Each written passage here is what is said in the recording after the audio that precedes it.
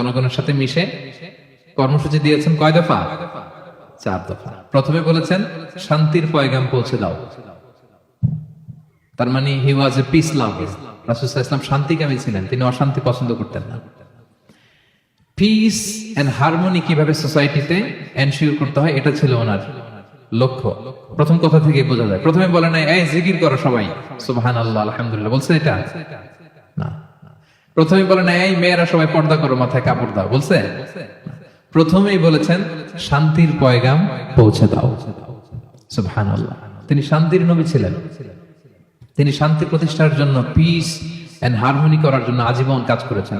এবং মদিনাতেও তিনি এই 3 ধর্মের লোকদেরকে নিয়ে পিস এগ্রিমেন্ট করেছেন। যে কুরাইশরা আক্রমণ করেছে তাদের সাথে তিনি পিস এগ্রিমেন্ট করেছেন, শান্তি চুক্তি। প্রথম কথা হচ্ছে শান্তির বাণী পৌঁছে দাও। কারণ মদিনাতে রাসূল সাল্লাল্লাহু আলাইহি ওয়াসাল্লাম হিজরতের 5 বছর আগে একটা গৃহযুদ্ধ হয়েছিল, প্রচন্ড বড় গৃহযুদ্ধ। এটাকে বলে বুআসের যুদ্ধ। বুআস আউস এবং খাজরাজ ট্রাইবের মধ্যে। তো সবেমাত্র গৃহযুদ্ধ শেষ হলো, এখন কি প্রতিষ্ঠা করতে হবে?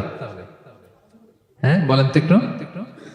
সবেমাত্র গৃহযুদ্ধ শেষ হলো, একটা ভঙ্গুর রাষ্ট্র, এটা তো মেরামত করতে হবে, কি বলেন? তো প্রথম কাজটা কি? To establish piece in the society. এবং সেই কথাটাই রাসূল